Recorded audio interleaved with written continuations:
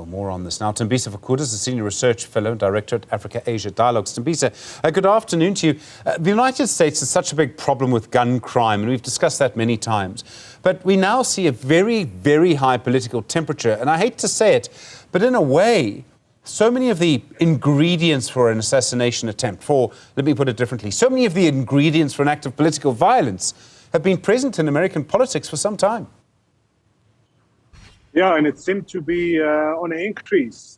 It started, of course, with the Donald Trump supporters storming in the Capitol Hill, and now we're seeing a sniper attempting to kill the president. So it's not a very healthy competition. One would have expected, of course, that since the elections will be taking place in the United States, it will be much more harmonious competition. But what we're seeing, we are beginning to see a very dangerous competition, particularly of what happened to Donald Trump. He escaped by the skin of the teeth. He could have easily been killed, and one wonders what would have happened in the United States if that was the case.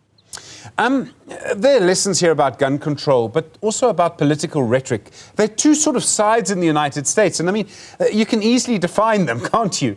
And they seem to hate each other. I mean, in a way, we've just come through a difficult election, and the result was to form a, coalition government, as controversial as that can be.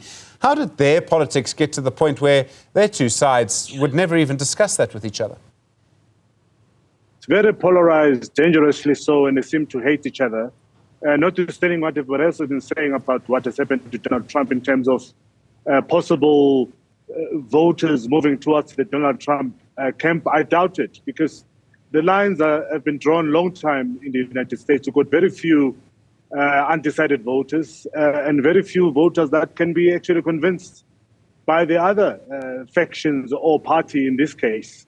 So, yeah, you have factions that have been very hostile towards each other, and they've resorted to violence, particularly the Trump supporters. In more than once, they've resorted to violence. But the gun control in America is a serious, serious situation. And one, of course, will hope that Donald Trump, being the head of the Conservative Party or the Republican Party, he will start having this discussion, because for a very long time, this discussion has rested by and large within the Democrats.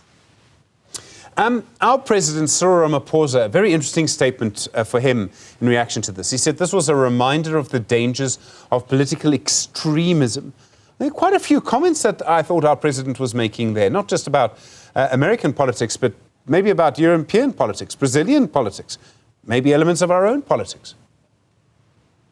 Well, yeah, I mean, we had our own extreme politics, by the way, but have not been in a form of attempted assassination of a president, but the violence that led to the 1994 elections, for example, and the continuing violence whenever the elections or when elections nears in different parts of you have violence, particularly in KZN, where municipal councillors and contenders are killed because they seem to present a competitive challenge to their counterparts in those parts of the world. So I think he was speaking from a position of knowledge. South Africa having been or experienced violent elections over the past, but I think his comments were quite relevant and to the point. And the fact that they came from an African leader, that in itself tells you that there's a serious change in international politics. I mean, there's so much happening. I mean, this is the kind of thing that makes a country like the United States seen as a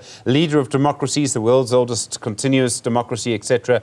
I mean, I think people have such a different view of the United States now from where they were maybe 20 years ago. And of course, the United States has had questions to answer about its conduct, well, really from the beginning of its formation. Indeed, I think there were a lot of jokes around the social media yesterday, Africans giving the Americans word of advice in terms of how to conduct elections and warning Africans not to travel to the United States because of the violence that we have seen over the years in the United States. So tables seem to be turning, and Africans are now the ones who are giving lectures on political tolerance to the Americans, who for a very long time have been the main propagators and preachers of political tolerance in the world. But what we see happening at the moment, particularly in the United States, just the rhetoric, not only what happened yesterday, but Trump's rhetoric in terms of his unsavory remark towards Joe Biden tells you that politics are changing, and the way we used to view America or the United States is not going to be the same anymore. How does a country heal itself in something like this? You know, at some point this campaign has to end.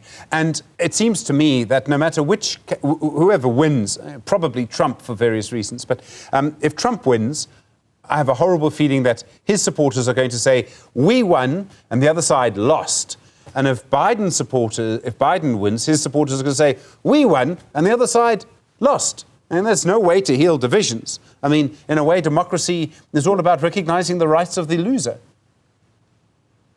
Well, I think the horse is bolted in that regard in the United States. We're going to see different type of politicking. I think even in times of peace, happiness and stability, we still had that very charged up rhetoric coming particularly from Trump supporters. So you're going to have that. The conservatism in the United States is on the rise.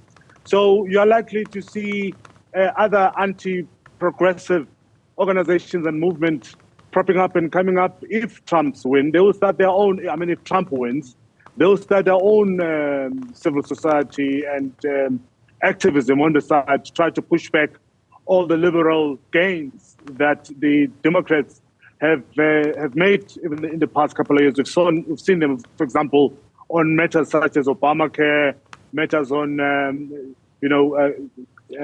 LGBTQ plus communities and others that they are wishing to push back. Not long ago, matters of the rights to abortion by certain states have since seen those gains being reversed.